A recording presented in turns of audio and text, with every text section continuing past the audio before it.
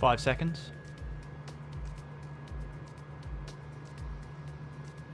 Good morning, good afternoon, good evening, and wherever you're watching in the world, welcome along to Season 17 of TTL F1 League 1, and the 8th round takes us to the Singapore Grand Prix. My name is Kieran McGinley. We're here for what could be, potentially, if all the stars align, a championship contender or a championship decided here tonight. And I obviously couldn't do this without my partner in crime in TTL F1 League 1. It's the lovely Mr. James Head. James, how are you tonight?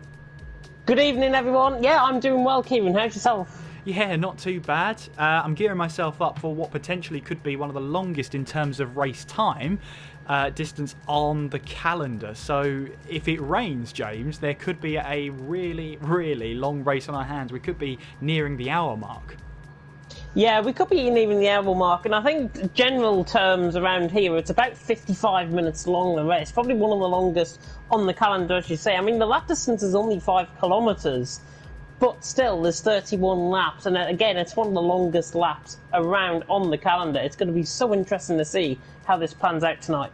Yeah, absolutely. And we've been speaking about it before, James, here tonight. As I said, it could be a championship contender. It could be a championship decided here tonight. So let's take you through those driver standings right now. It is Calsper at the top, 141 points. Recon in second on 67 points. Toxic there on 66. Then it's Chapelele 65. Warren on 63. Long story short, if Calsper is here tonight and he wins the race, that's the championship done and dusted. A slight twist in the tale is that about 3 or 4 hours ago, Calsper said that he was undergoing controller repairs. So it was nip and tuck whether he'd make it tonight. And I think for Recon, for Toxic, for Chapelele and for Warren, that is a huge lifeline if that's the case. It could be a big lifeline for sure. He's just arrived, by the way, in the lobby. So Calsper is here. So I noticed he mentioned he'll give us information about half an hour before if he couldn't race, but he's here. So Calsper is here. That now just throws a bit of a hat into the ring for the other guys. Calsper may be just playing the mind games slightly. Just very, very slightly. But yeah, that's it. If Calsper manages to win, long story short, that will be it. That's the championship decided. A bit of more of a complex situation will, of course, be the Constructors' title. Now, of course, there's 44 points available. That's a very difficult... I've just got my head around the drivers' standings and how to work those out. So you'll have to give me more time to work out the Constructors, that's for sure. I hope you can forgive me. But let's have a look at the Constructor standings whilst we're all here.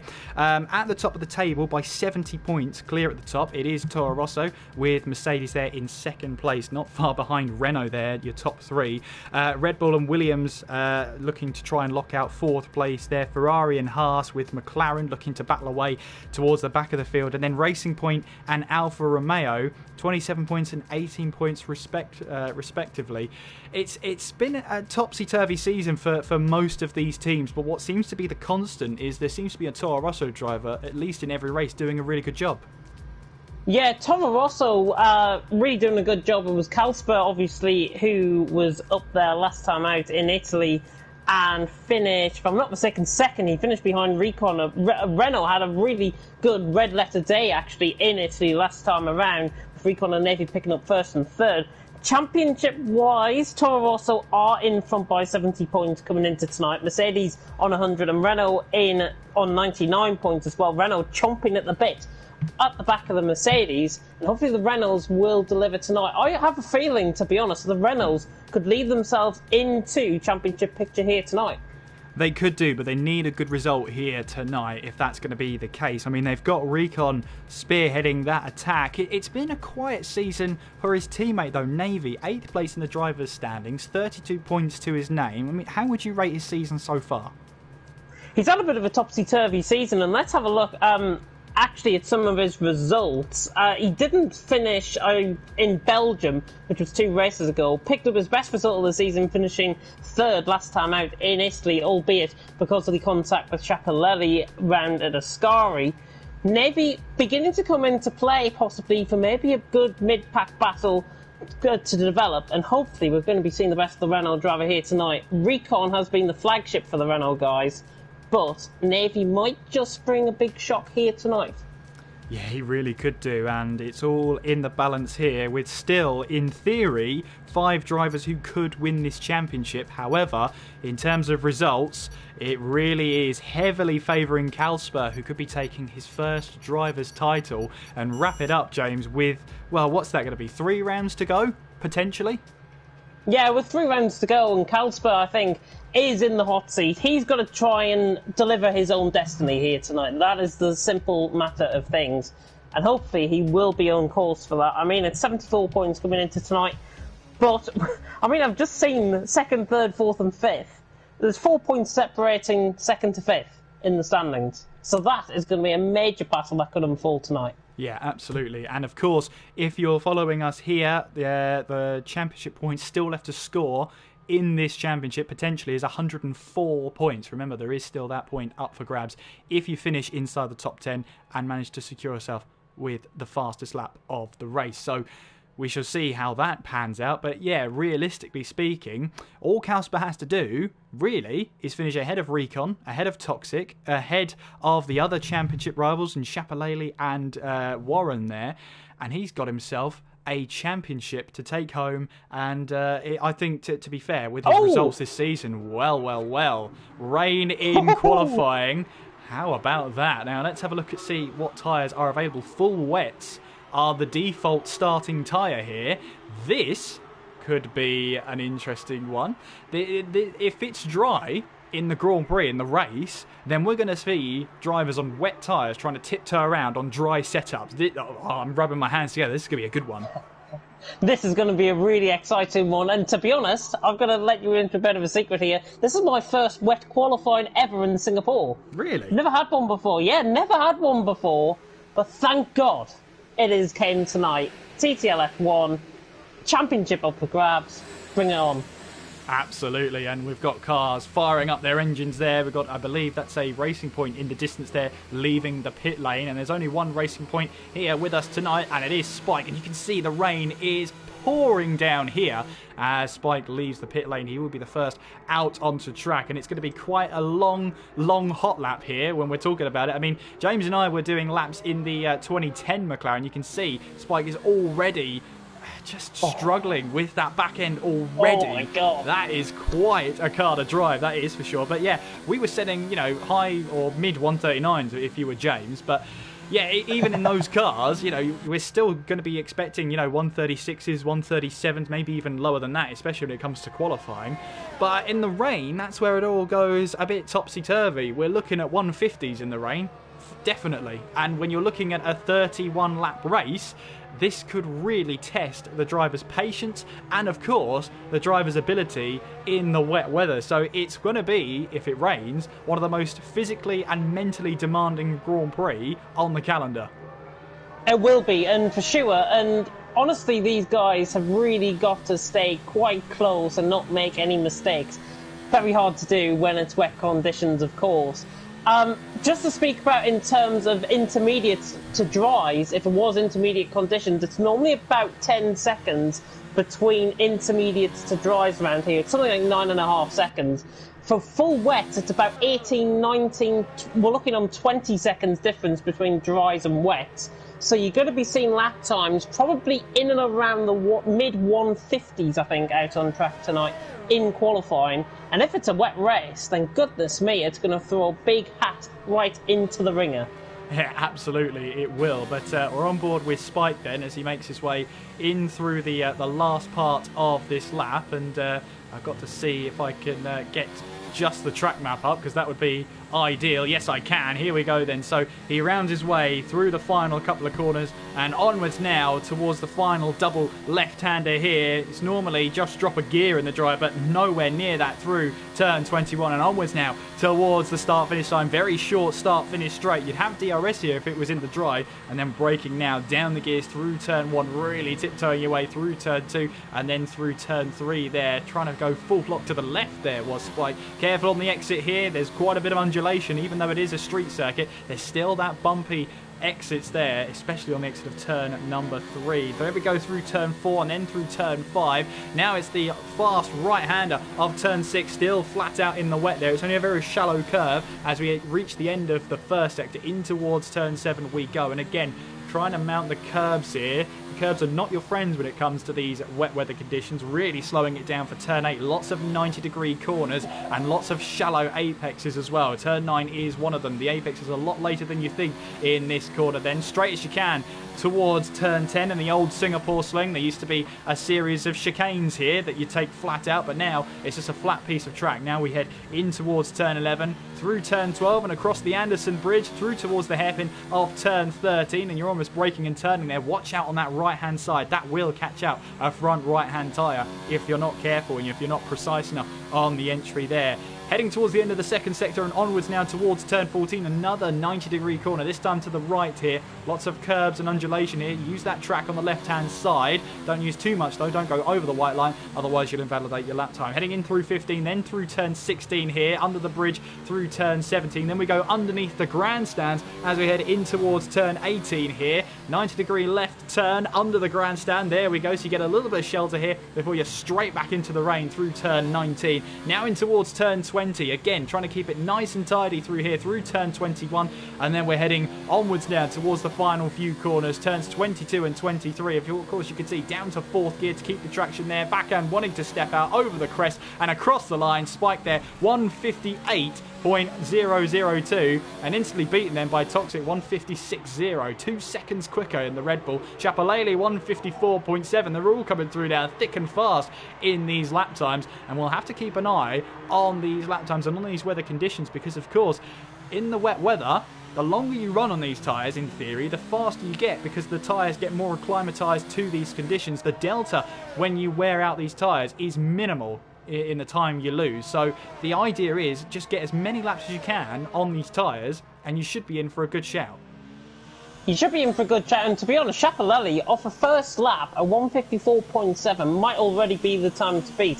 That's already ahead of even my prediction of a mid-150, so Chapalele doing a good job out on track. Obviously, everyone has got to wear on the tyres, and it will, obviously, as the track acclimatises, the tyres will get quicker. And hopefully, fingers crossed and toes crossed and touch wood, we might see a bit of a dry up in the conditions towards the end of the session. But goodness only knows. It's Singapore and it's in the wet. So goodness only knows. Just to speak about as well, Toxic, second, 56 flat, was visibly quicker than Spike on his lap completely. I was on board with him and really nailed the lap. Just lost it in a little bit of opposite lock at moments through the corners. But Toxic doing a good job in second position. But honestly, this is something I've never seen before.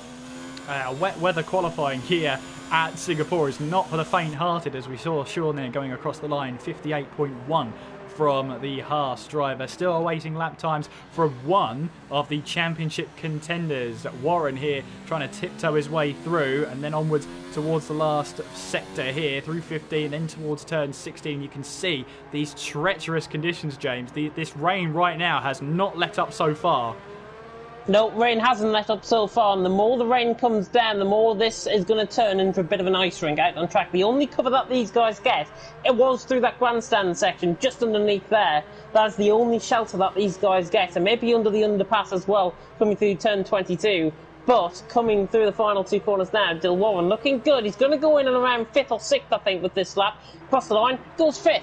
And that's a prediction I've got right already. So yeah, absolutely, yeah. The one and only one. That's the one that matters. One Renault, has gone 4th place. That's Recon there, up into 4th place. So far, then, Kalsper, championship leader, and has a chance to wrap up the title here today. Well, easy races never come along in Formula One, but this is not the way he wanted to start this one. Definitely not. And I think for Kalsper, his focus is going to be on the cars ahead, really, in terms of trying to put another gap out to the guys behind in the championship. Just looking on board, it was a 30.6 through the first sector for Kalsper, so he's looking good through the first sector and really nailing the middle sector so far. Let's see what a split is like through the middle sector, and it's a sub 115, so this is looking like a good lap. But just as soon as I say that, commentator's curse him and he goes a little bit wide. Oh dear, James, you got to stop with these commentator curses, man. You're going to put all these drivers out of a job, but there we go. He's still making his way through and looking to just get as many laps on these tyres as possible. Obviously, with the dry weather qualifying, normally you'd see drivers do one lap, come back to the pits, change tyres and go again, but Navy getting a little bit sideways through the final corner as Westy goes up to P2 there in that slipstream of the Renault with a 155.8, but no one at the moment getting close to Chapelele in the Williams, who's got front wing damage actually. Yeah, Carlsberg going 5 tenths behind Chapelele there, and Chapelele has picked up front wing damage. Right side end plate, so I can only assume that's probably somewhere in the middle sector where he's clipped the wall through the right hand on the right hand side end plate. But we're halfway through qualifying. Chapelele on top, Carlsberg second. Westy, by the way, just got held up at the end of his lap by Navy. Wasn't running in the slipstream as much as what you would think. But 55.8 was a very nice lap from him. Navy just in front was starting another lap, so he's now on that other lap. Slimble's gone 5th, Del Warren goes 2nd. The times are flying in. Absolutely, 56.3 from Slimbo there. Recon then 55.8. This is what I'm talking about with a wet weather qualifying. Of course, you won't ever see these tyres ever again in this qualifying session, so just make the most of them. Get some laps in, just keep going. And also, if it does rain in the race, then you've got some perfect practice conditions to do so. You've got perfect practice conditions for sure, and obviously these guys will feel acclimatised if it is going to be a wet race. Just having a look at the comment section, I'll load them up in just a second, see if we've had any weather reports from any of the drivers out on track. And let me have a gander at this. No weather reports, apparently. None at all. Reports. Yeah, they don't even know. The drivers don't even know. Warren 55.0 actually, now within 3 tenths of Chapelele. Carlsberg 55.2 puts himself now onto the second row of the grid. Ooh. So as you can see, it's very difficult to keep up with these lap times, but Navy's just tiptoeing his way through the final couple of corners, and the rain's eased up. I'm pretty sure you're going to point that out, James. Rain has eased up, and we could be looking at intermediate conditions very soon.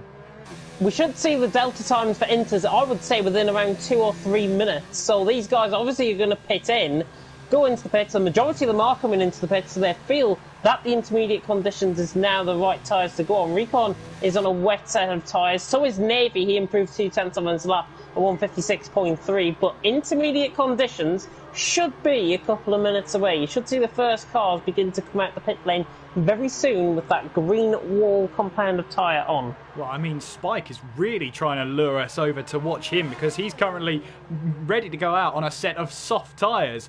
So we'll have to see how that goes on. One of the drivers in that midfield there was going to put on a set of wet weather tyres. I'm pretty sure that was going to be either Cass or Toxic there, but we switched back to the wet weather tyres. And of course, if it gets drier at the end of the race, or at the end of qualifying I should say, then yes, we could see intermediate tyres at the end.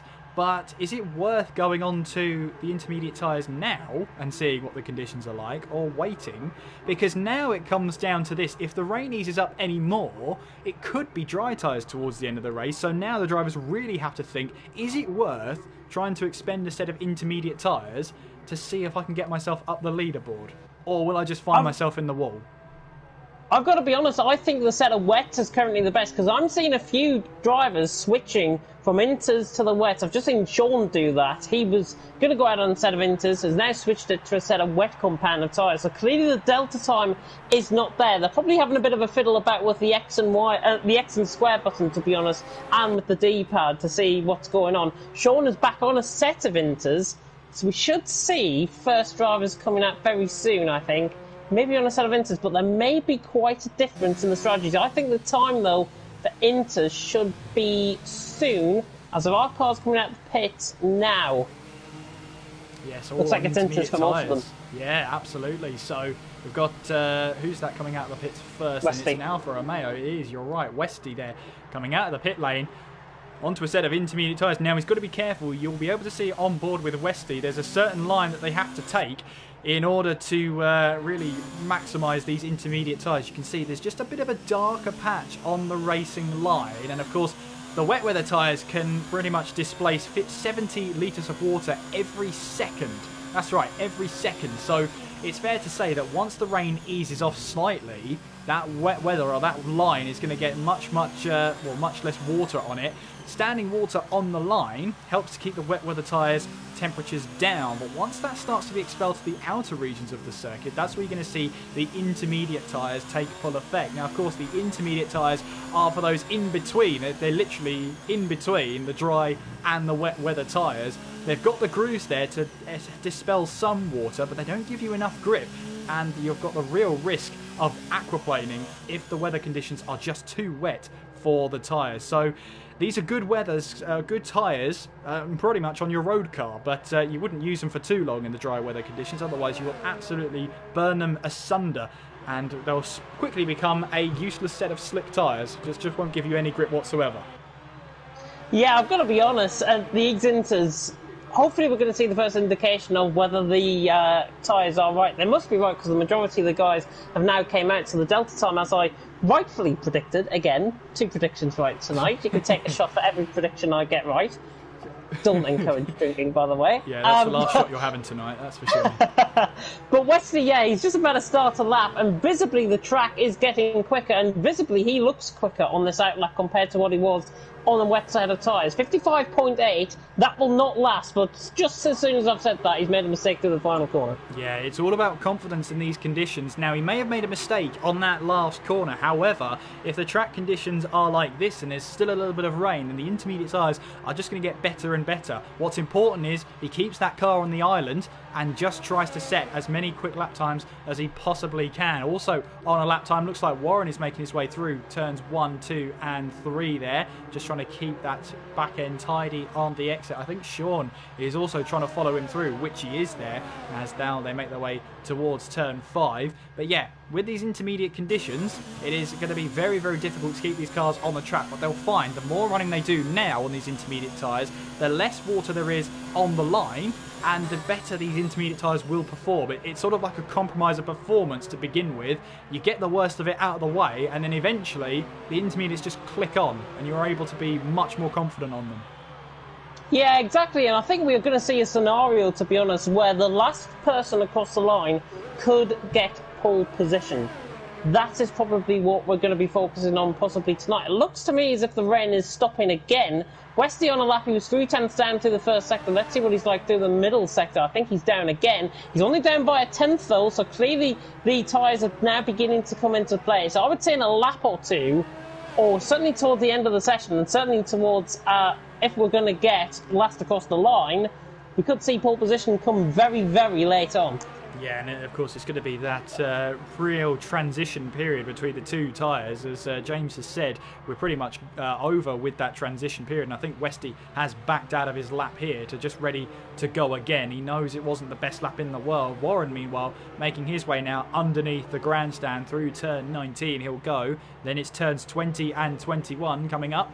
As we make our way through that chicane, he's got to keep it all together here as he now makes his way towards the final 2 corners then. Let's see what this lap time is going to be. Is it going to be one of those lap times that gets him onto pole position? It is a 54.5 there from Warren, and that is the fastest lap of this session. Shapalele in the pit lane then has retired, so he's missed out on the chance to run in this session late on these intermediate tyres. That's going to come back to bite him, that is for sure.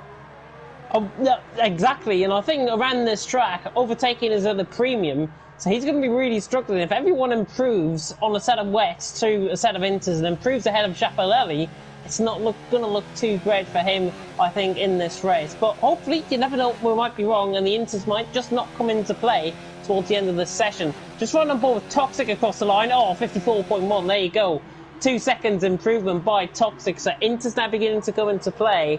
But are we going to see last across the line get pole position? I think last across the line is going to come from that selection of cars coming into the final sector now.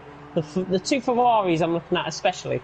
Yeah, absolutely. There's a Williams out there as well. That's the Gore. I believe he's on a flying lap at the moment as he now tries to make his way in through the tricky section there of turn 17. Loses that back end and then just pulls instantly to the left-hand side to let Kalsper through.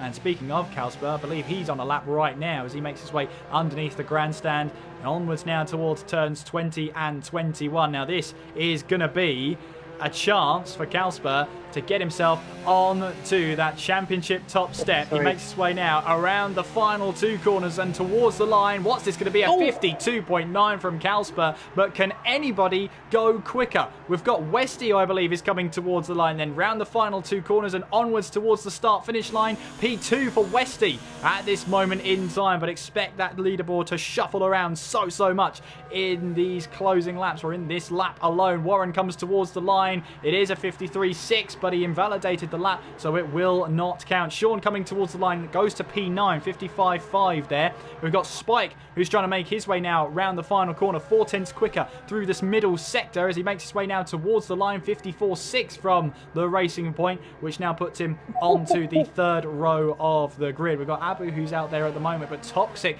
is one driver to watch. He's half a second quicker now in the 2nd sector. Is it going to be enough, though, to try and grab pole position away from Kalsper? This is a lap he needs to be great through the final 2 corners, and now towards the start-finish line. Is it pole position? No, it's not. He misses out by just over 1/10 of a second. Recon here now coming through the final 2 corners and towards the start-finish line. He loses that back end and still puts it in 3rd place there. Navy now coming around the final 2 corners and onwards towards the start-finish line. Again, wayward through the last corner, but still P3. Great lap there from Navy to out-qualify his teammate. Abu then makes his way around the final corner and onwards towards the start-finish line. 54.9 from Abu there. And Carlsbury, his one and only lap, puts him into P11. Cass then making his way around the final corner. Can he get his way up the order? He can, up to P12, and his teammate won't be too far behind. In fact, gets himself all the way up there. I think that was on the 2nd row of the grid, but that is going to be your pole sitter, and in prime position to try and take this championship away. Kalsper with yet another pole position.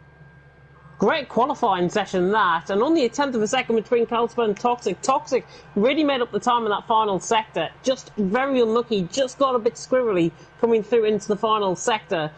If that wasn't the case, I think he would have beaten Kalsper for pole. Well, Kalsper is on pole position, then Toxic in 2nd with Navy 3rd, Slimbo in 4th, Recon 5th with Westy 6th, Warren in 7th with Spike in 8th, Chapalalia 9th, and Abu rounds out the top 10. Carlsbury in 11th, Cass in 12th, Sean in 13th, and the Gort there in P14. But just over a 10th of a second in that hectic qualifying session is all that separates pole position here. Kalsper, meanwhile, remember, he's only... Well, he's on 141 points, 74 points ahead of Recon, who finds himself a bit down the order. All Kalsper really needs to do for himself, if he wins this race, he's won the championship. Simply put. Yep, simple as that. Simple as that, he will win the championship. It is a dry start to the race, whether there's going to be any rain, of course, coming into play. And we can actually take you through, hopefully, while we start the formation up, we can take you through, actually, the track graphic that we're going to see. It's going to be a one-stop strategy from a set of medium compound of tyres, which these guys may go on. It will be from around lap 8 to lap 11. That is when the pit stops are going to be made, and they are going to go 20 laps onto a set of hard compound of tyres. If the guys, however, start on a set of soft compound of tyres, they're only going to be lasting between laps 4 to lap 4 to 7. So anywhere in between that is when the pit stops are going to be made as a result. And then they will go to lap 22, and that will be a 2-stop strategy for those guys out on track. Now, it looks like most guys might be going mediums or hards, actually, except from Carlsbury, who's gone for a set of softs. Wow. Well. So, as you said, James, hard to medium is going to be the ideal strategy from today. As you saw there, the race lap record was set all the way back in season 13 by Ollie with a 1:36 there, I believe it was. We saw last week there, I believe it was at the Italian Grand Prix, we beat the qualifying lap record set by Blizzard only a couple of seasons ago by just about 2 to 3 thousandths of a second, but it's now a new qualifying lap record. We'll have to wait and see if the lap record is going to be broken here tonight. I mean, medium tyres towards the end of the race looks promising, but the soft tyres here, although they give you a really good speed advantage, the only problem with them is that they grain really, really quickly. If you're going to be using them, as you see, the medium tyres will have to be your early port of call, and Carlsbury's looking to be the only driver on that strategy right now. Carlsberg is the only one on that strategy. He's on a set of soft compound tyres. He's only going to be lasting, as I say, between laps 4 to 7 on that set of soft compound tyres, and it's really up to him if he wants to go for a set of hard compound tyres or a set of mediums towards the end of the race. I would probably prefer to go hard and be on the safe side. 20, it'd be about 24 laps, I think, on a set of hard compound tyres, which are manageable as well on the mediums. But I'm talking about tyre wear. It's going to be about anywhere between 16% to 20% tyre wear for Carlsberg on that set of soft compound tyres. The guys on the set of hards, it's probably going to be anywhere between 3 and 4% per lap. So that over 4 laps is about 12 to 16%. So you can really see the difference in the tyres by that. Top 3, quickly, who are you going for? Oh, well, you know what, Carlsberg there, it's just come up on the graphic, as you can see, or probably have seen. All he needs to do is score 4 points. So, I don't know. So P8 is all he needs to wrap up this championship, but I'm sure he'll like to win this championship with a win. I can see Recon trying to recover, so too Warren, but Warren seems to struggle on the street circuit, so we'll have to keep an eye on him in this race. However, the cars line up onto the grid for what could be a championship deciding race here at Singapore. Season 17, the 8th round of this season. We are moments away from the Singapore Grand Prix, and as we count up to the signal of the start of this race, we are underway, and what are the starts like? It's a good start there from Carlsberg, and it's a great start there from Navy. You can see Toxic trying to cover him off. Slimbo's trying to look down the inside, but he hesitates, and Recon sweeps around the outside to take some position. It's a great start from Recon there. Throughout the field then, Warren, there's a little bit of contact. That was Carlsberg into the wall and on the soft tyre. That's the last thing he wanted. Chapelele's trying to make a move up the inside of Warren here. Warren goes around the outside simply at turn 5 there and takes advantage and moves up a position, but Chapelele is nowhere near done with him just yet. Looking for a move there. You can see Warren going defensive. In the background, you've got Sean there going up the inside of Spike. Spike sweeps around the outside there and takes a position away. 10th place, Chapelele now going up the inside of Carlsberg. Carlsberg there, just even with front wing damage, still gets the move signed, sealed and delivered. He's got damage on the right hand side of that front wing. He picked it up when he clattered the wall on the exit of turn 3 there, so he's got to be careful now. His stint won't last as long as the others, so I'm pretty sure he's thinking in the back of his mind to just keep on the throttle here. Carlsberg looking for a move up the inside of Warren there, and luckily Warren left the door slightly ajar so that the move could have been done if he really wanted to. But for me, Carlsberg has got to stay out now. He's got to try and make this soft stint work, and especially with a field that's as close as this, he's just got to keep his wits about him. He'll have clear air in about 4 or 5 laps time, so there's no point pitting in this early on, and it's a long race here at Singapore. There you can see Carlsberg still leading the way. Now what's important to him is that he just makes it to the checkered flag. No mistakes he wants. He wants a nice, clean, just easy race to the end, but of course no race is easy. He makes his way now across the start finish line to complete the first lap. Toxic running very wide on the last corner, so too does Recon, so too does Carlsberg, but of course he's got front wing damage. You can sort of aside with that one. Chapelele is into the pits then, the Williams into the pits. Let's see what's going on. Of course he is one of the championship contenders, 4th place in the championship, 65 points to his name, and he finds himself into the pits. I wonder what's going on here then. Is it a front wing change? It is a front wing change. So did he get caught up with Carlsberg there at turn 3? Yeah, left side winglet damage, I think, for Chapelele. So he's into the pits.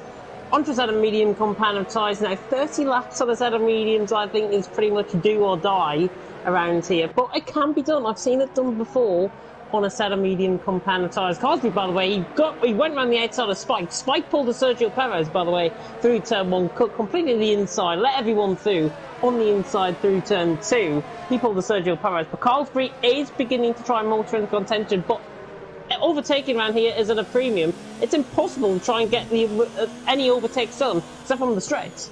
I think what he's planning to do now, especially now that he's got a bit of front wing damage, is just to rely on that clean air that he'll have towards the middle stint, or at least towards lap 5 and 6 to pit in, although he'll lose a chunk of time whilst the team are changing that front wing. That's the only problem with that. Riding on board with Slimbo, by the way, who's up to 5th place.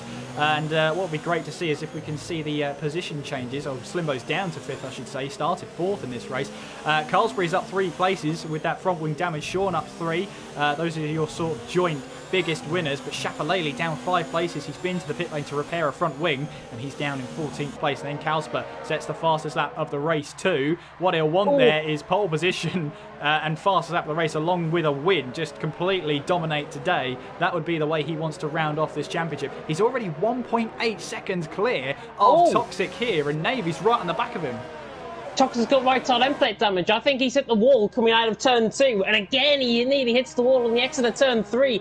You can see Toxic right side end plate damage. End plate completely gone off on the cars. He's made a significant mistake into the wall through turn 2, and now Navy and Recon, the 2 Renaults, are hunting down, and my god, this could do a world of good for their constructors battle. Absolutely, and I hope you're enjoying the stream as well. Of course, Tom is on the race director end, and he's giving you all these fantastic graphics and replays, so I hope you're enjoying it and reliving the past. The only unfortunate thing is, James, we can't relive the past, so that replay commentary will just have to wait a couple more seasons. It's taken 11 seasons to get someone competent with OBS. Give us a few seasons more. Navy very close to the back of Toxic, just running through the hairpin off the Anderson Bridge section. Looks like Dill Warren might have had a little bit of contact with the wall there. He might have got caught on the inside, and now Carsbury trying to take full advantage. Down the inside he comes. Westy just in front of these two as well. Carsbury and Dill Warren still side by side, but Dill just about hanging on to the position. Is Carsbury not going to lunge it down the inside here, surely? And that was never going to work, I think, for Carsbury. Little bit of, I'm not going to say over-aggressive driving, but a little bit of impatience, I think, from Carsbury. And he nearly clips into the back of Dill Warren as well. He wants to get on with things, but Dill just wants to hang back a bit. And we're just seeing a bit of a clash between the two.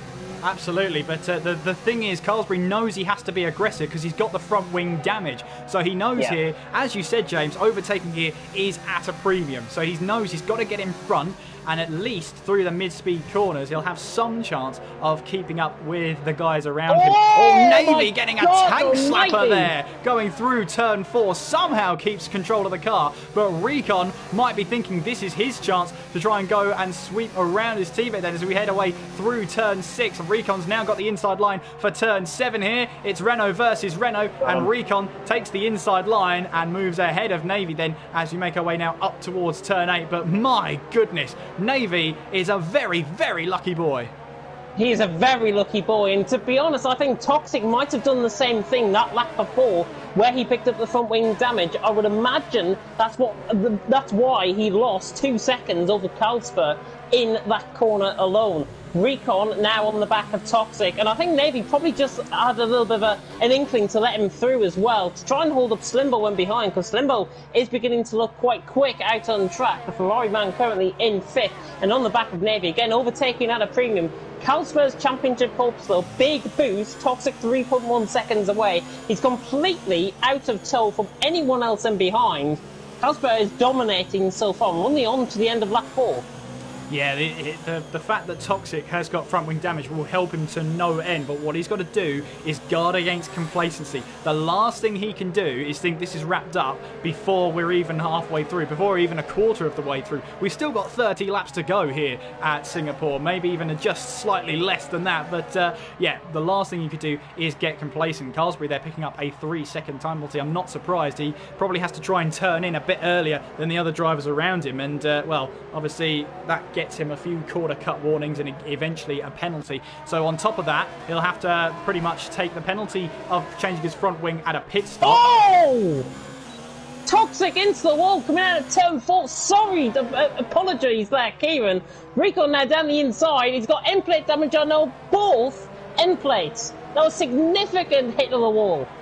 Well. I mean, Toxic's, in that case then, James, he's very lucky to keep all 4 wheels on that car then, Toxic, as we make our way now towards turn 10, the old Singapore sling. But Recon is piling on the pressure to Toxic here. Recon, 2nd place in the championship, 67 points. Toxic, just behind him in the championship, 66. Recon will be desperate to try and get past Toxic. This is sort of Vitaly Petrov and Fernando Alonso a la Abu Dhabi 2010. It is exactly that, and Recon is looking a lot quicker now than Toxic. Toxic is low. The advantage for him, he's going to be holding up the guys in behind, which is only going to let Kalsper's advantage grow and grow over the course of a lap. Toxic, I think, though, has got to be bold and brave. He's got to pit now, Either for a set of mediums, maybe. Well, he's got to go for a set of mediums because he can't go on a set of hards because that'll be an infringement of the regulations. But significant damage coming through the exit of turn 4. Recon is on the back. We should see Toxic pit in. He's not going to, though. I think I would have pitted there if I was him. But Recon now on the back. This should be a job done down towards turn 1. He moves to the left-hand side of the track then, and he moves down the inside in towards turn 1, beautiful. And he's got the move done then. The thing about Toxic, though, is that he's got to make this hard stint last. He's got to go for as long as possible and try and get the earliest possible chance to go onto those medium tyres there. That's the only way he can salvage something in this race. If he pits now, he's committing to a 3-stop even, maybe even a 2-stop. You can see here Navy right on the back of Toxic then, looking down the inside in towards turn 7, makes contact with the Red Bull. Red Bull runs wide, and Navy basically concedes the position back, but he's now letting Slimbo all the way through there. We've seen Chapelele's out. Now Navy looking down the inside. Slimbo just trying to make a way through, but he can't quite do it. Navy got that position back, and now Slimbo's right on the back of the Renault. You can see as well Westy and Warren getting involved in this as well, snaking our way through now across the Anderson Bridge and down towards the hairpin at turn 13. Just to catch up with myself there, Chapelele retired from the race then and is out of the Singapore Grand Prix. So we're down to 13 runners. He retired in the pit lane, and that will be his day done. But Slimbo really looking to try and take advantage of Navy there, who was clearly on the back of Toxic, wanting to get the move done, but just maybe a little bit too over-ambitious there. He knows the car in front has front wing damage. That's the problem. And when you know someone in front of you has front wing damage, the desperation to get past them just ramps up a million miles a second. You want to get that move done. You know you have to. If you're behind them any longer, you're going to lose even more time. And unfortunately for Navy, he just tried to commit to the move way too soon. Yeah, he did, definitely. But he is beginning to get back onto the back again of Toxic in front. It's 7/10 of a second as they come through turn 1 again. Just to go on board, actually, as Toxic picks up a 3-second time penalty. Mediums, hards to mediums. Most of these guys, obviously, on the strategies. Westy has left the session as desynced, I think, out of the session. So Warren is going to go past him. Lap 18 to lap 23 should be the optimal time to see the pit window for hards to mediums out on track. It's going to be quite tricky for some of these guys, especially with front wing damage, to get around to that point. Maybe if they knock a couple of laps off that, they can probably get a set of mediums to the end of the race. But lap 18 to lap 23, pretty much the optimal window out on track. Westy has rejoined back into the session, but it will take him time to jump back into the car. He's now down in 7th place and is losing tenths of a second by the corner, let alone by the sector, as he looks to try and rejoin as soon as he possibly can. Navy still trying to put some pressure on Toxic here. The only solace that Navy has is that Toxic is going to have a much longer pit stop when he has to change that front wing. Recon, though, is up to 2nd place and has a chance here to try and close in on Calsper. 5.5 is the gap so far. Yeah, 5.5 seconds. That might not, well, that does seem like quite a lot, but around this track it's not that much. One hit to the wall will knock a second off your time. Guaranteed, especially if you pick up front wing damage. Toxic very sideways, by the way, coming through the grandstand section underneath and now through turns 20 and 21 out on track. Slimbo's looking all over the back of Navy. Arguably, I think he's looking quicker with these 3 drivers. Warren has just dropped off the pace slightly. Navy 3-second time penalty. That might be costly, but Toxic, remember, has got one ahead of him as well. So they're pretty much playing at evens as Slimbo's right on the back of Navy through turn 1. And he's absolutely feathering the throttle to try and get past these 2. It's just a matter of time. Slimbo's going to be in 3rd. Yeah, absolutely, as we make our way now in through turn 5 and then onwards towards turn 6. Let's see if we can jump on board with Navy. DRS wide open now. Surely a move is open through turn 7 here. Toxic, you can see, going defensive towards turn 7, getting to the inside line. Navy's going to have to go the long way round here, and he has to go off the track because Toxic was in no mood to leave that door open. And once again, Toxic defends really well there into turn 7. He's aggressive, he's got his elbows out, and he's proving that he's not going to be a slouch here, even with that front wing damage. Yeah, I took that from Slimbo's perspective, and to be honest, it was actually Navy just outbraking himself slightly in towards that corner, which forced Toxic down the inside line and completely taken it. Plenty of room was given. It was just Navy purely making a little bit of a mistake. What this has done, though, is bring Dill Warren back into play on the back of this. So it's a 4-car battle, apologies, for a battle for 3rd position out on track. This could get quite tasty. Carlsberg recon looking quite similar in terms of pace, 5.6 seconds in terms of the gap. Toxic, though, is holding these guys up an absolute treat. You know what, I could let the guys like Westy, Sean get into play if he stays out quite long.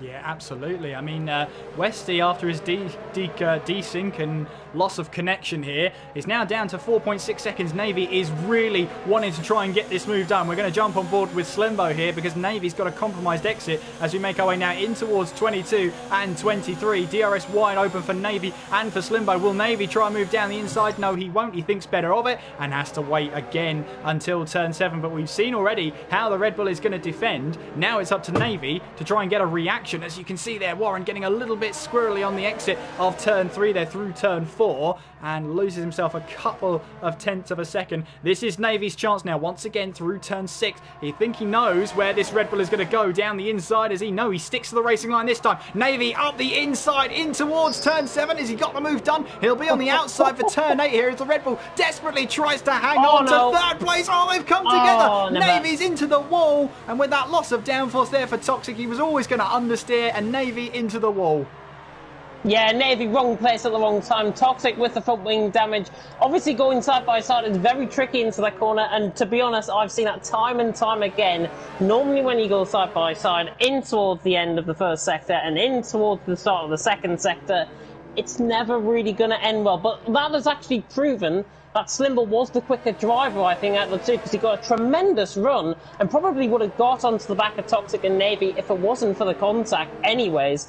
And he's now on the back of Toxic, and again, it's surely just a matter of time where he's going to be in third position. Not the way you would have hoped to do it, though.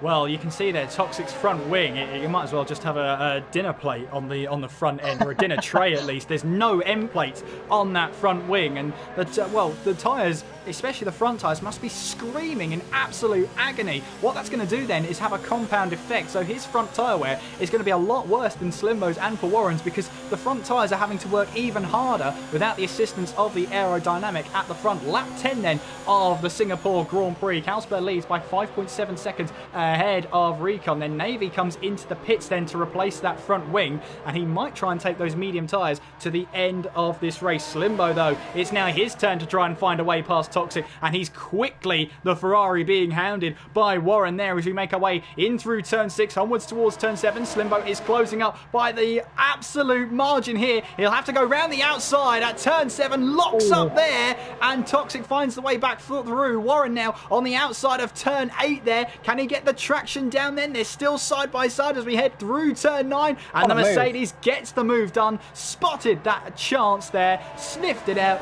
and Warren now moves up to P4. It's his turn now. Yeah, Slimble thought he was clear of Toxic. That's why the contact was made slightly. Now that's forced Warren into fourth. A perfect scenario for Warren to really take the grasp of the neck from Slimbo, and now Warren now in P4, 6 tenths behind Toxic. He could then drag Slimbo back into play. So this three-car battle with Westy is only 1.6 seconds in behind as well. I don't know where he's came from in clear air. He's going to be onto the back within a lap, surely, as well. It could be a 4-car battle for third again.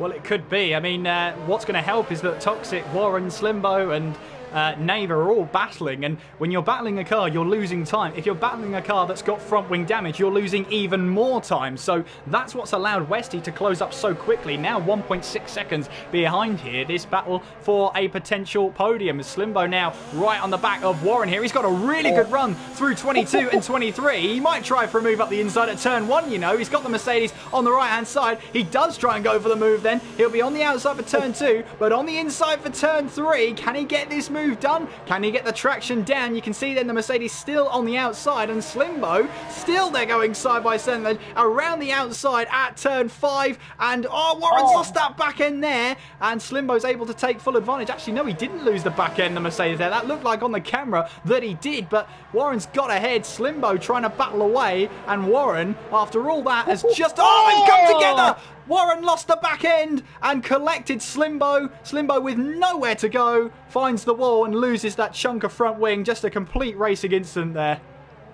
Yeah, Warren's gone straight on into the runoff area as well, and has actually retired from the session. Retired within the points.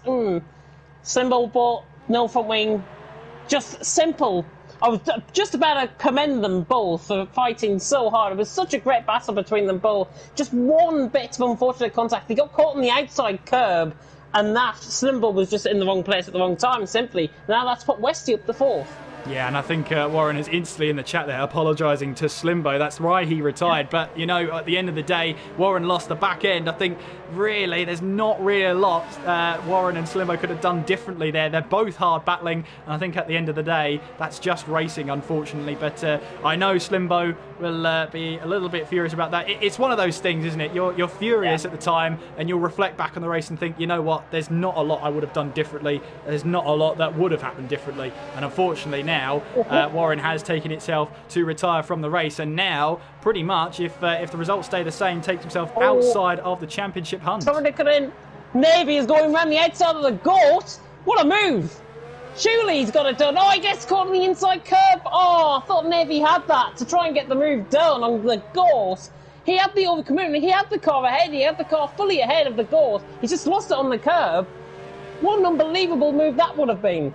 Well, it's not over yet, because as we head through 22 and 23, Navy is right on the back of the Williams then as we make our way onwards towards turn 1. We're over the shoulder here as we head towards turn 1 on board with Navy. Sean picking himself up a time penalty. But you know what? Toxic staying out this whole time has actually paid dividends in the end. There's only Westy left behind him. He's let all the carnage happen behind him and kept his head still in 3rd place with a T-tray as a front wing. He's done a fantastic job to get that car around. I don't know how on earth he's still got 4 wheels on that car, to be honest. Navy is going down round the inside of the goat, down towards the end of the 1st sector, and he's doing it up into 9th position as well. So very good, clean sailing move there. Not as good as what I would have hoped from him, to be honest, if he completed that move around the outside into the final sector. But Navy's through anyways, he's up into 9th. But Toxic, with a front splitter completely gone off that car, Westy 1.3 seconds away. It looks like Westy actually is just beginning to struggle to try and close in that gap. And Toxic is doing such a good job out on track.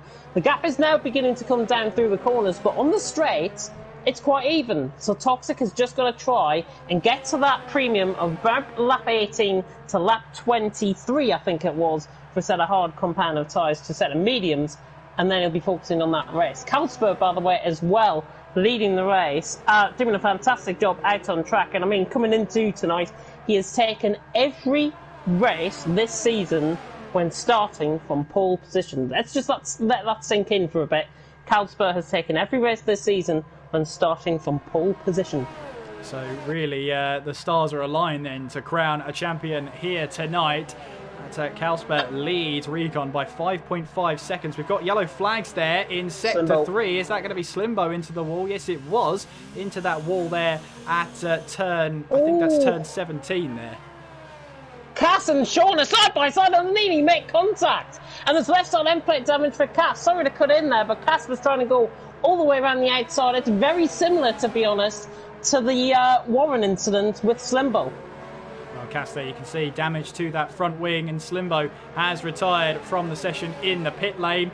So we are now down to 11 runners, and Spike here, who pitted in early to get himself onto the medium tyres, is now in 11th place, not far away from the points whatsoever. Westy, meanwhile, it's now his turn to try and grab a podium from Toxic here. It just seems Toxic is cursing everyone behind him here, because anyone that tries to overtake him eventually loses their front wing. I wonder how this one's going to end up. I think Westy, honestly, is probably going to get this move done, if I've got to be honest. You know, third time is a charm, so Westy will be hoping that luck is on his side for sure, and he's looking all over the back of Toxic here, coming through 22 and 23, and I mean, look at this, he could be right past him, down towards turn 1. If he's got that straight line speed, he's down to ZRS, actually, so Westy not going to get the overtake done, so possibly down towards turn 6, I'm thinking he'll get the move done. But this is looking in an ever-prevalent situation that Westy could be on for a podium, given that Toxic, of course, will have to pit 4 front wing damage. Westy out on track, though. Is he going to get the move done? The Alfa Romeo man on the back of the Red Bull. A little bit of jumping forward there by Toxic, and that's just giving a little bit of a buffer. So Toxic now still in third. Well, yeah, I mean, even with a damaged front wing, you can see that it gets a little bit wayward on the exit of turn 7, but maybe with a damaged front wing, that Red Bull is actually quicker in a straight line. Sometimes you do all the hard work to get the setup right and everything. Okay, he might be struggling in the mid-speed corners, but with a T-tray at the front of his car, he might actually be quite quick down the straights now. Hopefully he's going to be serving biscuits on that T-tray tomorrow for VE Day. Ah, nice.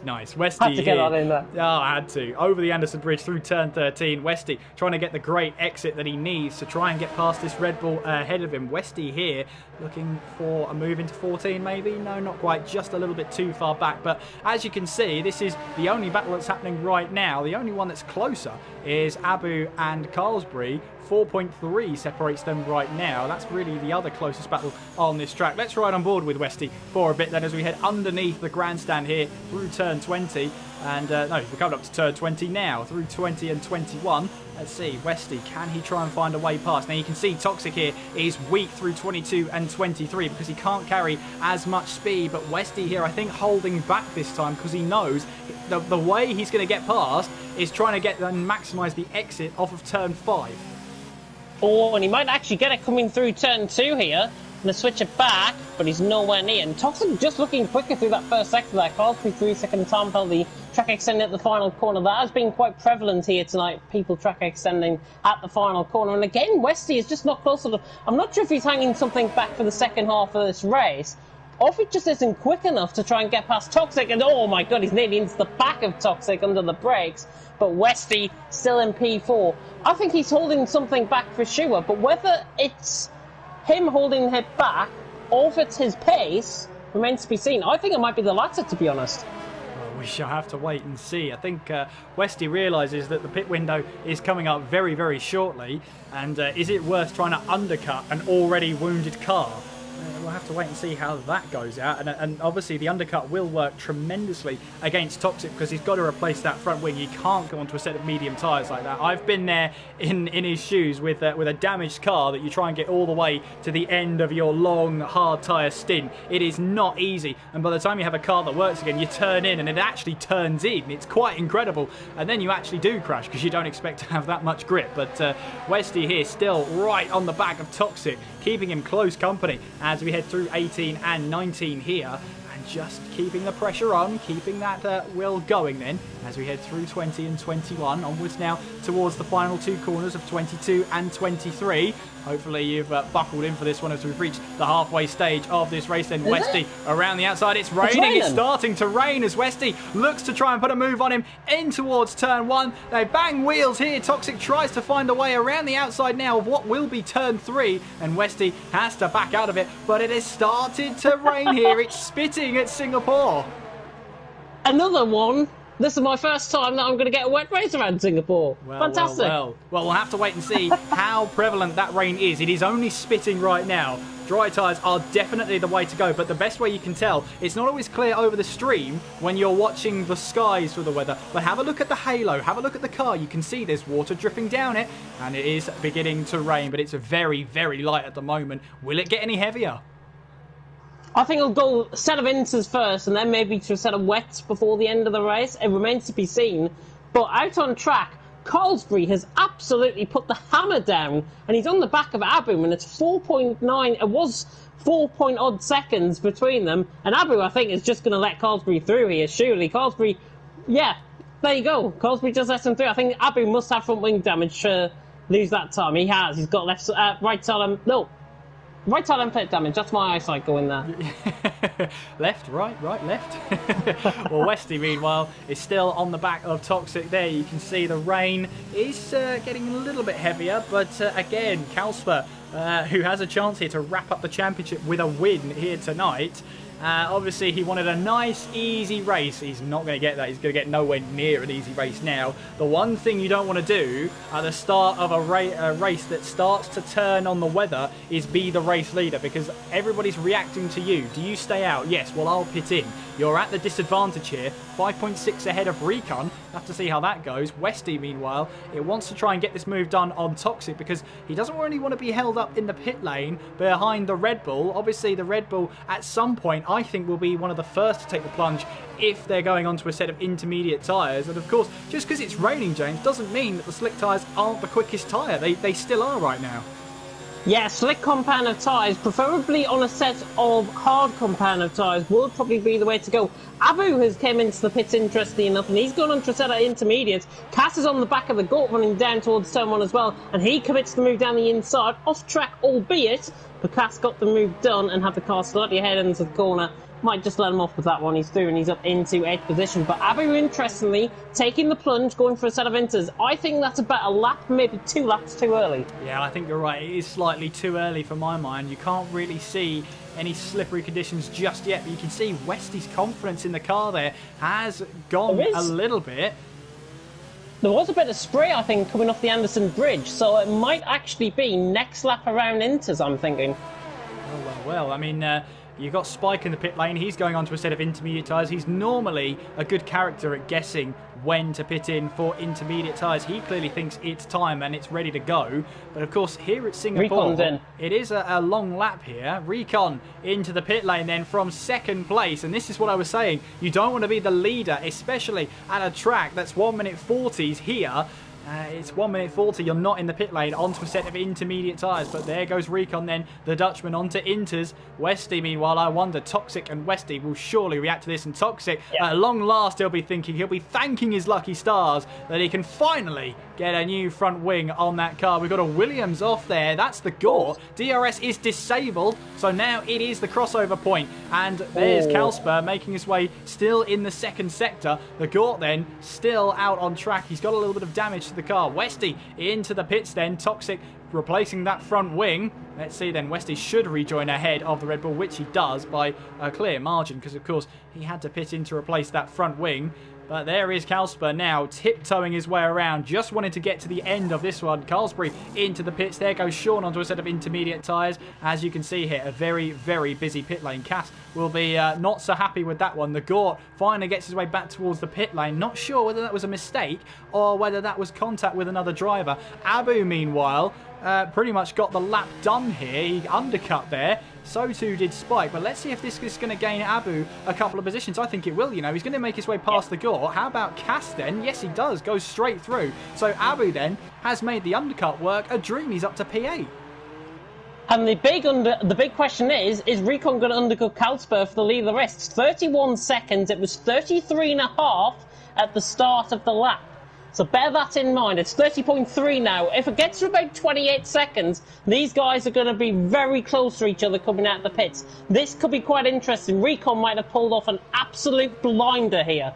Well, this would have been the in-lap to end all in-laps here for Kalsper as he makes his way in towards the pit lane to get onto a set of intermediate tyres now. Lap 18 now becomes lap 19 of the Singapore Grand Prix. We have 13 laps to go here. The intermediate tyres should get you to the end of the race here from this point in, so no worries about that. But on go a set of intermediate tyres. Where is Recon then? He's making his way around 22 and 23. Let's have a look here. Kalsper will get to the pit lane exit. There we go. Recon riding on board now. There is Kalsper making his way out of the pit lane now. Can Recon try and take the lead of this one? Yes, he can. Recon takes the lead of the Singapore Grand Prix and hands himself a vital lifeline in this championship hunt. Absolute fantastic. A blinder pulled by Recon, quite literally. But now who is the quicker on a set of intermediates? Because this is old-fashioned F1 now. No DRS. Well, they've got to use the ERS, but no DRS out on track. Kalsper looking visibly quicker, though, down in towards the end of the first sector than Recon. It's all about time management now, and it's all about the pace of both of these drivers out on track. Forget the rest, I think. This is now going to turn into a bit of a match between these two for the win. Absolutely. Remember, Recon is 74 points behind Kalsper in the championship. After this, we'll have 3 races to go. Recon, finishing ahead of Kalsper, will take this championship battle to the end, or at least the next race. So this is so important for Recon. He's got to keep that Toro Rosso behind him if he wants any chance of trying to get himself in this championship hunt once again. Yeah, it's majorly important. I think Kalsper, to be honest, has just got to react to Recon ahead of him. He's got to focus on the car ahead, not on the cars behind, because, I mean, they're 25 seconds down in terms of Westy in third. Looking at the fastest lap, I thought Recon had the fastest lap, but he doesn't. It's Cass, actually, that's got the fastest lap with the 39 flat. Obviously, that was set in on a dry set of tyres. And, I mean, already, this outlap is going over 2 minutes for Kalsper. That is how prevalent, and it's about 9 seconds difference between intermediate and dry, so you're really going to see the lap times drop off over the next few laps. I mean, we're near lap 20, and it feels like this race has gone on for about an hour already. Well, Recon here still in the lead then. 12 laps to go, and they will feel like the longest 12 laps of his life here to try and keep up with the championship battle. Kalsper then picks up a 3-second time penalty. Toxic, meanwhile, is in 4th place. If he doesn't place higher, he will be out of the championship hunt at this race. The important thing was for all these drivers in the championship hunt that they had to finish ahead of Kalsper. Anyone that finishes behind has a very, very high risk of falling out of the championship hunt. In fact, Toxic was exactly 75 points behind. Shapalele was exactly 76 points behind. And Warren was 77 points behind. Shapalele and Warren are out of this race. That means they're out of the championship hunt, no matter where Kalsper finishes. So Toxic here, if the champion isn't crowned here tonight, Kalsper, then it would be Toxic out of the race, and we'll lose 3 of the championship contenders in this race. We'll be down to the last 2, but there we go. Recon and Kalsper battling it out, and I believe this is the reigning champion against the champion-elect. Of course, you'd love to say, or I suppose Kalsper would love to say, he would love to be the champion here tonight, but that's not gone the way so far. Carlsbury, meanwhile, has got away past Sean. He moves himself now up to P5. But Kalsper, I'm sure, would have wanted a nice, easy race all the way to the checkered flag, and this rain has completely changed that outlook.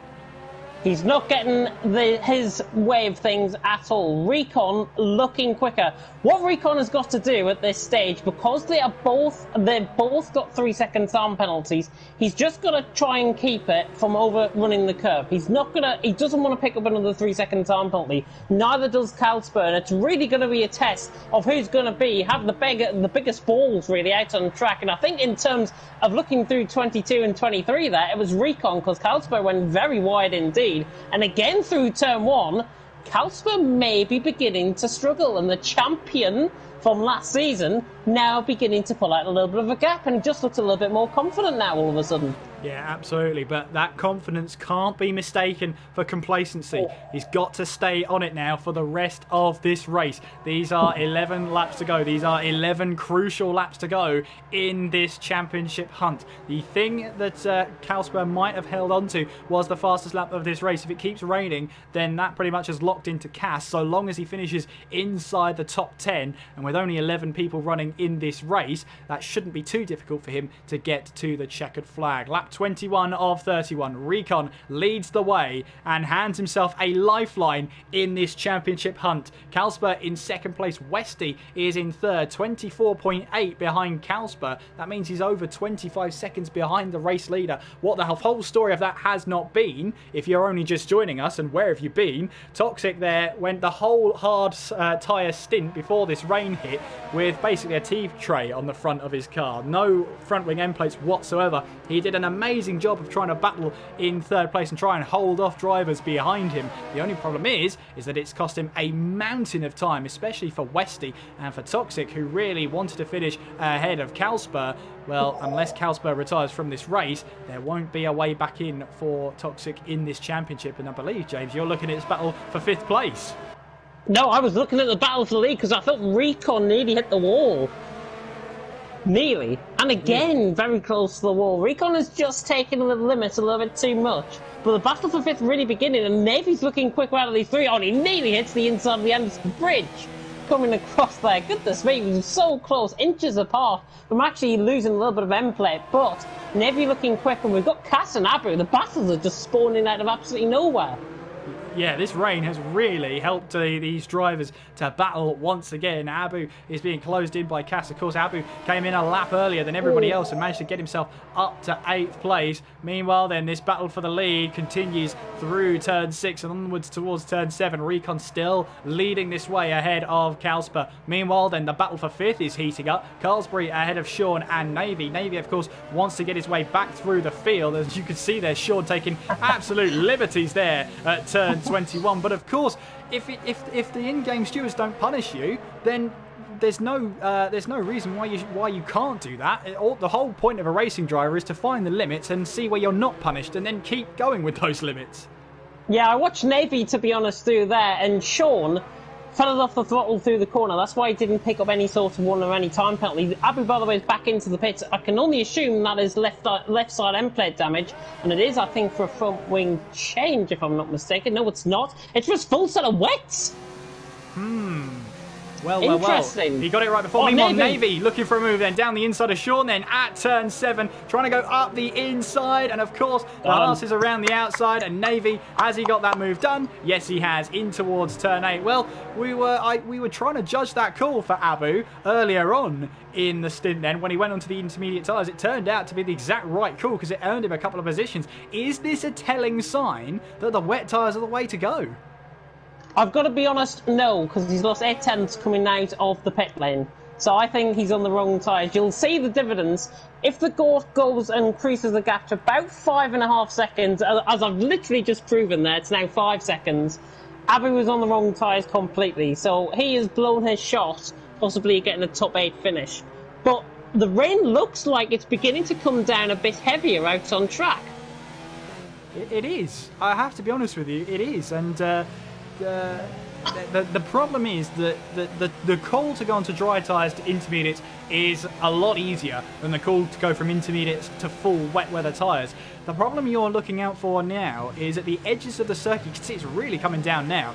The edges of the circuit, you'll start to see standing water. That's a telltale sign that wet tyres are around the corner, but that doesn't necessarily mean that he will be able to switch onto a set of wet tyres. But Kalsper struggling in these conditions. He really, really is. And Recon here is just trying to keep his cool. And of course, what has turned into an easy race to get to the end is we've got yellow flags. We've got Abu there who's hit the wall on those wet weather tyres. I wonder if he just hasn't got enough temperature in those tyres. But the rain is really starting to come down now as we make our way through. Spike now gets a 5-second penalty, slap on the wrist straight away for extending track limits. And yeah, wet weather tyres, I don't think they're too far around the corner, to be honest with you, because look at the rain now. It's absolutely chucking it down. It's like Britain all over again, this. It is, rain. And you can see here. Oh, Navy trying to go around the outside on Coldsbury. Sorry to cut in. Navy's going right around the outside of Coldsbury. This will be a fantastic move when he pulls it off, and he has. Navy round the outside of Coldsbury, but Coldsbury's going to try the switchback. What a brilliant move that is by Navy. You could call him the master of the wet. Coldsbury's going down the inside into the Singapore sling. No way Jose's going to get through, and Sean's on the back as well. 3-car battle for 5th, now spawning, but Navy, great move. Coldsbury just went a little bit too deep into the end of the first sector.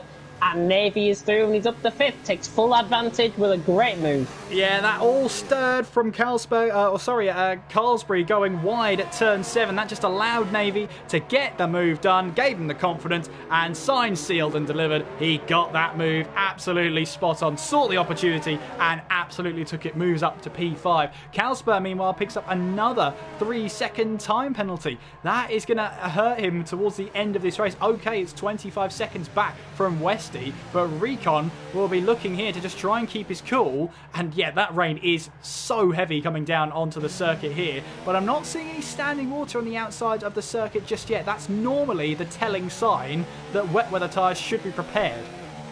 I'm going to say about lap 26, 27 possibly for a set of wet tyres. Carlsbury is in spits.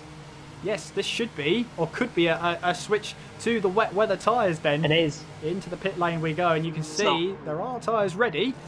And let's see what goes on. It's another set of inters and a front wing change for Carlsbury then. Well. He must have picked up end plate damage somewhere. Yes, but I would have thought then if you're going to change a front wing like that, you would have gone onto a set of wet weather tyres. But back onto intermediates, Carlsbury goes. So obviously drivers here are struggling in these conditions, but they clearly don't think it's time for the wet weather tyres. Tell you what, I think Recon's beginning to struggle as well, because Carlsberg suddenly is all over the back, coming underneath the grandstand now, through turn 19, then into turn 20 and 21. Carlsberg looking quicker through the middle sector, but it's the final. Oh, and Recon makes a horrible mistake. Carlsberg, is he going to capitalise down the inside into 22 and 23? He is, you know, he's down the inside. Oh, and he was never going to get that one done. Recon always had right away the corner. He tried, but I think failed, and I don't know why he's weaving, maybe to get heat into the tyres? But no, I think Recon always was going to have that move done around the outside. Well, the door was always closing, wasn't it? And Carlsberg there, I think he's lucky to keep that car in the right direction. Yeah, I'm just having a look back at it. It wasn't quite half a car alongside. That's normally the telltale sign that you've got to back out of that move. But Carlsberg is living to battle another day. And as this rain starts to fall, Carlsberg cannot make mistakes like that. He's got to keep his cool and see if he can try and pass Recon here. The thing is, when you're into this championship battle, when you know you've got to finish ahead of Recon to seal the championship here tonight, otherwise it just goes to the next round, I guess that's a little bit of pressure off, but Carlsberg will want to get this done tonight, surely. He will definitely, and I think Carlsberg, 9/10, he is beginning to get back into contention, just coming through into the middle sector now and through the Anderson Bridge section, through the Singapore thing, then into the Anderson Bridge section. He's looking a bit more confident, and he's now out of that dirty air that Recon was giving him, essentially, as he nearly clips the inside of the hairpin there, but Carlsberg's doing a good job out on track. He has gained 2 or 3 tenths back on Recon. Over the course of the next couple of laps, it could be a very telltale sign that Carlsberg could be quicker than Recon, but we have to wait and see. We have to wait and see, first and foremost, if anybody decides to come on for a set of wet compounded tyres. But Carlsberg did go on a set of inters when he came into the pits, and so did Abbey when he came in for his front wing change. Yeah, he went back onto a set of intermediates, having originally got onto a set of wet weather tyres. But you can see the heavens have opened. You saw a replay there of what was happening between the two of them, Recon and Carlsberg, just a lap ago. And it looked like Carlsberg was alongside. It looked like it was going to be halfway, and we saw it in slow motion as Recon gets a little bit nervous on the exit of the final corner.